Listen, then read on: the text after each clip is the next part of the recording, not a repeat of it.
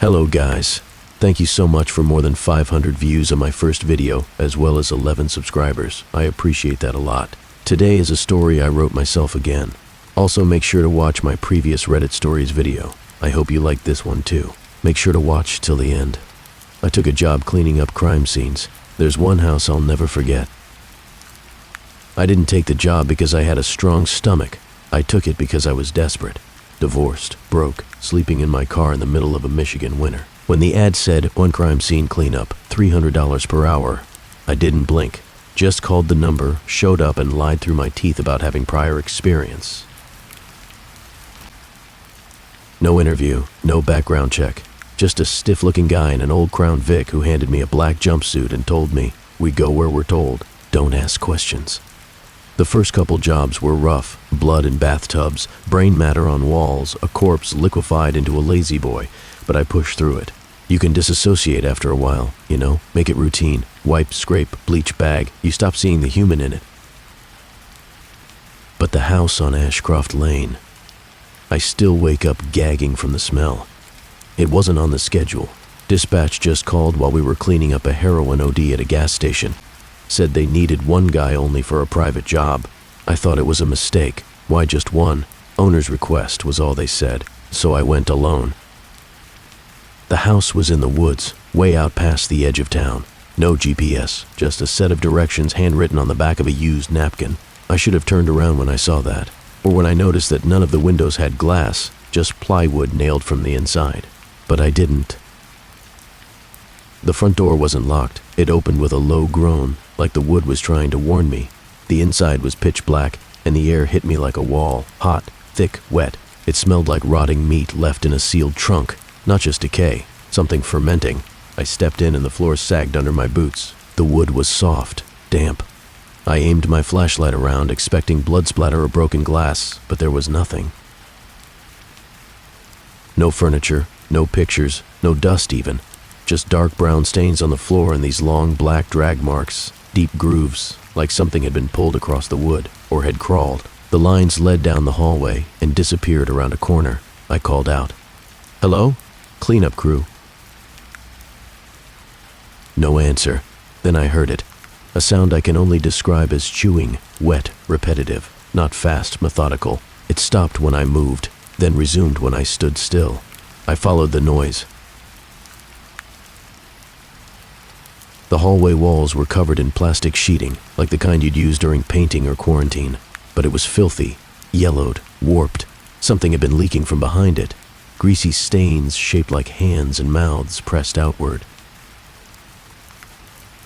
I reached the living room. There was no furniture, just a pile of children's shoes. Dozens of them, all worn, dirty. Some were burned, others had dried blood inside.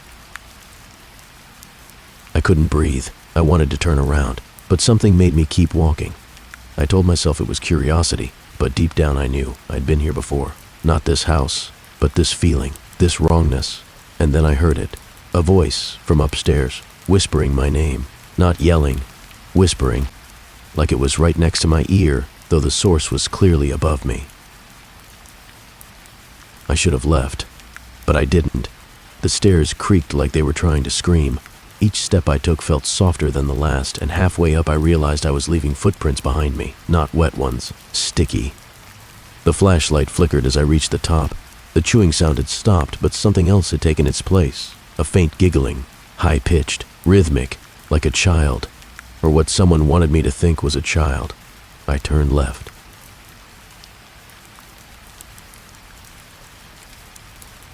I should have left, but I didn't. The stairs creaked like they were trying to scream. Each step I took felt softer than the last, and halfway up I realized I was leaving footprints behind me, not wet ones, sticky. The flashlight flickered as I reached the top. The chewing sound had stopped, but something else had taken its place. A faint giggling, high-pitched, rhythmic, like a child, or what someone wanted me to think was a child. I turned left. The hallway up here was worse. The walls weren't just stained, they were scratched. Deep, manic scratches in erratic patterns, over and over. I knelt to look closer and saw something written between the gouges. Over and over, the same phrase, "And make it clean, make it clean, make it clean." Something dripped onto my shoulder. I looked up. The ceiling above me had a vent, just a loose square of metal with something breathing behind it. I swear to God, I saw fingers retreating into the darkness. I backed away, but my boot hit something soft. A doll. At least, I thought it was a doll until I realized it was moving slightly, twitching, covered in some kind of film. I knelt slowly and turned it over. It wasn't a doll.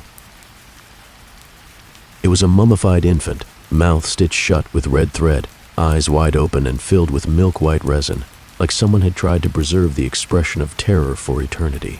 It had tiny, deliberate cuts all over its body, ritualistic.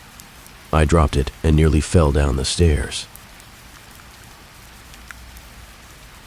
But the voice called my name again, closer now, right behind the last door at the end of the hallway.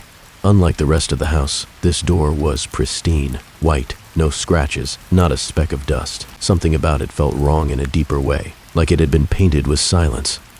I reached for the knob. It was warm, almost too warm, like someone had been holding it from the other side. When I opened it, I expected a room.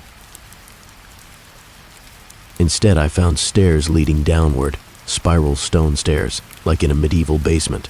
Cold air rushed up, and with it came that smell again, meat and rot and mold, but now with something else, ammonia. I didn't want to go down, but I did. I don't know how long the staircase went down. No matter how many steps I took, the light from above just vanished. My flashlight flickered again, but never went out. It wanted me to see. It wanted me to witness. The walls changed down here. At first, stone, then flesh. I mean that literally. The air got warmer, moister. The walls became veined, pulsing gently beneath the surface. I touched one by accident, spongy, like damp tissue paper over muscle. It twitched at my touch, and a thin film of blood leaked down the side. I kept going, because I couldn't go back. At the bottom, there was a door. Iron, massive, rusted shut. But it opened for me like it had been waiting. The hinges groaned like they hadn't moved in decades, and beyond it, a room, circular, stone, with meat hooks hanging from the ceiling, each with something attached. Some were animal parts, others weren't. You always leave a piece behind, Thomas. Let's take what you forgot. I screamed. I didn't know why. My whole body locked up. I tried to run, but my legs felt underwater. My fingers tingled.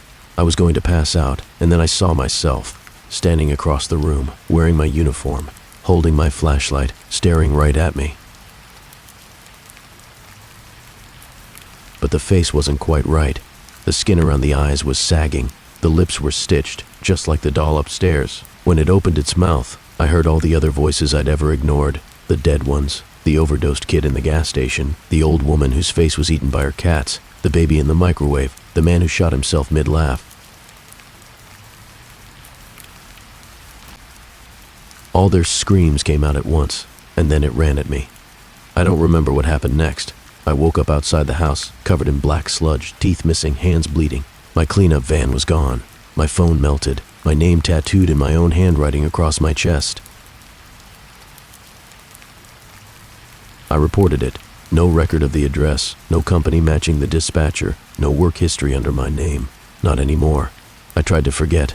Until last week, when I found a package at my door. Inside, one of the children's shoes, still dripping.